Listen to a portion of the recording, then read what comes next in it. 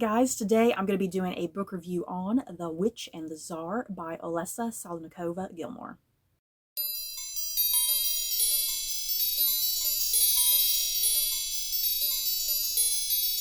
The Witch and the Tsar by Oleysa Salnikova Gilmore is an imaginative retelling of the story of Baba Yaga. Set in 16th century Russia, Yaga is half goddess, half human. People come to her to cure their ills, while also fearful of the rumors they hear about her that she's a terrible old witch.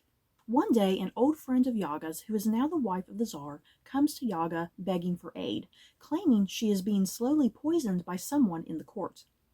Yaga travels to Moscow, where she meets the intimidating Tsar Ivan IV and reunites with a former lover, now enemy, Koshi. Yaga soon discovers that it's not just the court of the Tsar that she has to deal with, but also gods and goddesses who have their own agendas with how Russia should be ruled.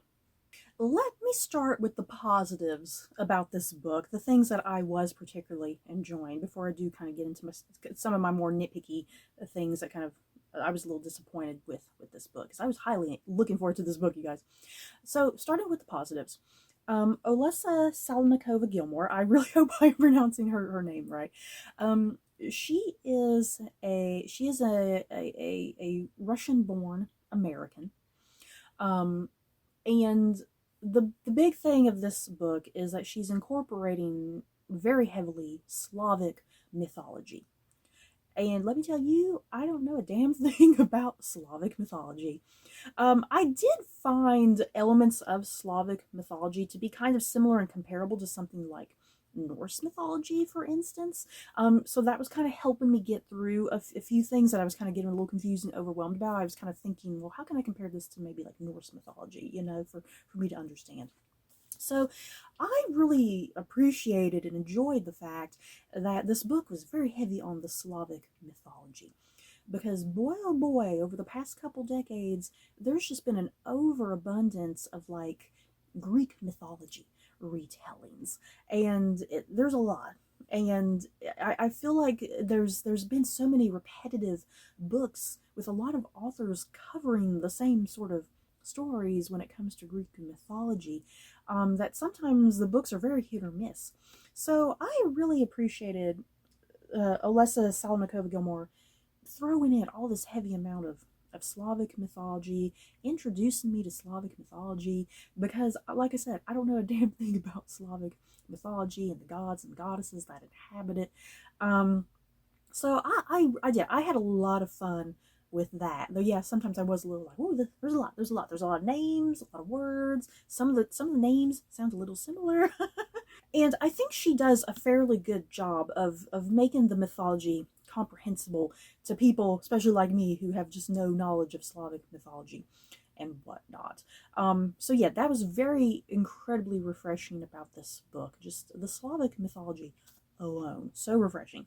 The other thing that I really enjoyed about this book was the fact that it took place in 16th century Russia. I was just kind of thinking about all the Russian historical fiction that I have read over the decades, and I was like, you know what? I have not read anything with Tsar Ivan IV.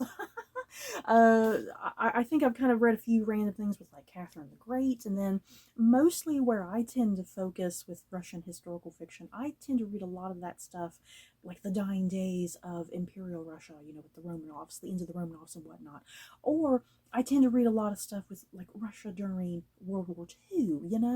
So that alone was just refreshing with this book, that it was 16th century Russia, because I have certainly never read historical fiction in 16th century Russia, which was nice. What I also really enjoyed about this book was this really unique reimagining of the story of Baba Yaga. Baba Yaga is a character that it's like I know about her like in name, if that makes sense. You always kind of hear things like, especially if you're watching like a supernatural type of show or something like that, and like the monster of the week sort of thing, and like there'll be maybe a random episode like with Baba Yaga or something like that. It's like that's how I know about Baba Yaga, is like through name only in some ways. Though I never like knew her story like personally, in relation to like Slavic mythology and whatnot.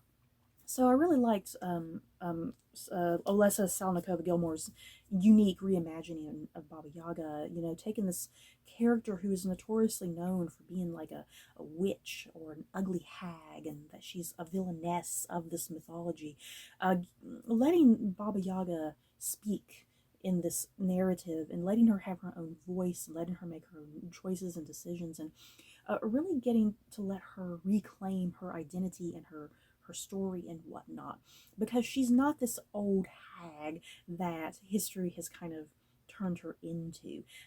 She's a woman who's like in her 30s. She's very beautiful, and she doesn't use her powers for evil in this story. She always uses her powers for good when she needs to, and she's a healer. You know, she's a healer and a nurturer. She's not a murderer running around kidnapping children and eating them or something like that, you know. Um, but yeah, despite that, it's like there's still the rumors, because she has been around for centuries at this point, at the start of this novel, because she is immortal. Um, the thing is, rumors have already started spreading. You know, the story, the legend of Baba Yaga, that she's an evil, ugly witch, and this and that. She's going to take your children and eat them or something, put their heads on spikes outside her house with the chicken legs. And by the way, I loved her house with the little chicken legs. That was so adorable. I loved it. So yeah, I really liked kind of that reimagining of Baba Yaga as well. And then another big thing that I liked about this novel too, kind of in relation to Baba Yaga's story, because Baba Yaga is a pagan. She believes in the old ways. She believes in the old gods. But here it's 16th century Russia, and things have changed. You know, things have changed, and there's now Christianity, and this book is definitely tackling a lot of that. You know, paganism versus Christianity, and kind of Yaga having to straddle that.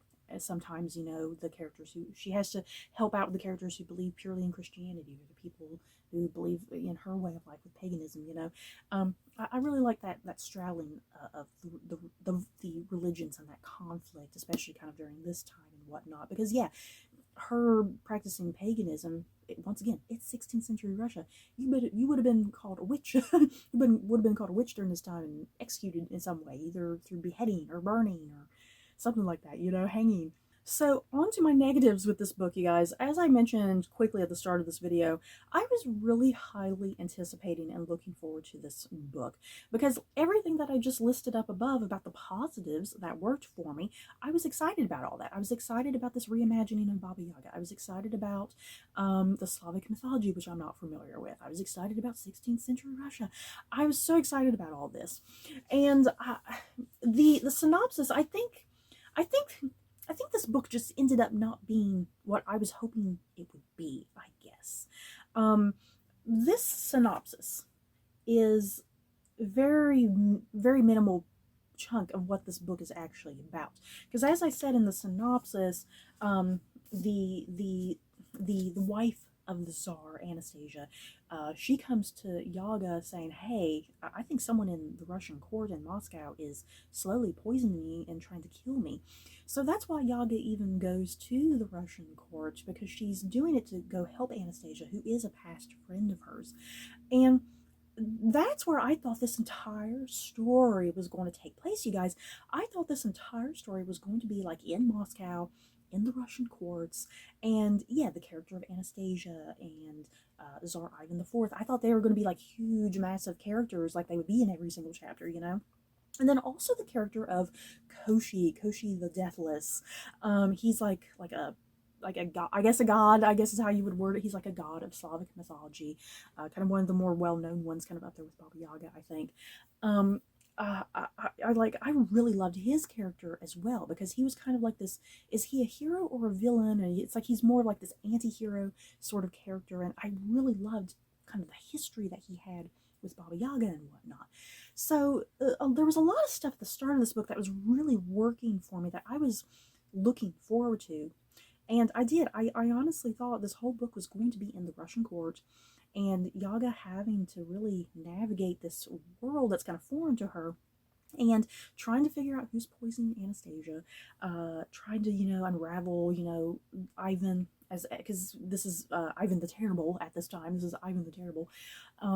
and yeah, uncovering his madness and the terror that he's about to unleash on Russia and whatnot. And yeah, her trying to figure out conspiracies and conspirators and people probably popping up murdered all over the place in the court, and who's poisoning Anastasia. So I really thought this book was going to be all of that, you guys, but no. Like I said, that's really just a really small, minimal part of this book, and then all of a sudden, Baba Yaga, fairly early in the book, that whole plot ends. She goes out, and then Then the book turns into kind of this thing of she joins like a group of like rebels, essentially people who don't like what Tsar Ivan is doing, and that he's terrorizing their country, and whole villages are being wiped out, and people are being slaughtered, including women and children. And kind of within that, the gods and goddesses of Slavic mythology are really heavily incorporated into that. Like, they're kind of doing things to make Ivan do certain things because they have their own agendas too, and they're using Ivan as kind of this vehicle to spread their goals and their missions and whatnot. So the book took that direction with Baba Yaga, joining like a rebel group and meeting the characters there, and I just honestly kind of wasn't into that part of the book. And I feel terrible saying that because this book wasn't necessarily like horribly written. You know what I mean? This was not a badly written book by any means, but I think it's just a personal issue for me that the direction of this book went somewhere I was not expecting, and I kind of really didn't care for the rebel angle, with her joining like the rebel group. I really wanted this book to be all in the court. Because I love court drama. I love court intrigue. I love people just sitting around at a table talking and gossiping and having strategies and manipulating situations and whatnot. It's like I wanted that. So yeah. So this review, it's very much my opinion. Like, it just didn't go the direction I wanted. It wasn't the type of book that I personally wanted. But yeah, you might be the type of person, well, that sounds great. It sounds great to me. By all means, pick up this book if that sounds like what you're maybe expecting more than I was. If you're like, ooh, I like the resistance rebel angle. That sounds pretty cool, then yeah, definitely check out this book that sounds like more of your alley, your cup of tea. And as I said, even though I really appreciated this reimagining of Baba Yaga, at the same time, I think the characters of Ivan and Koshi were actually the far more interesting characters, and that's kind of what I wanted to see more of too, was the two of them, because they're kind of your villains of this story, and I really felt like this book was lacking just good villains, because it's in Yaga's point of view in first person, so you don't really get to spend time with any other characters other than who she's interacting with. So I felt like this book was definitely lacking that more villain angle, because like the true villain of the story, once that kind of got set up and revealed, I was like, really? Seriously? I kind of don't care. And I found that just really lacking in this book as well. So yeah, had this book taken place at the Russian court, and there was a lot more of Ivan and Anastasia and Koshi, especially. Seriously, I loved Koshi, you guys. I think this book would have worked far more for me, and I would have loved it immensely. So, in conclusion, I recommend this book if you just like reading Russian historical fiction in general. This will probably be your cup of tea.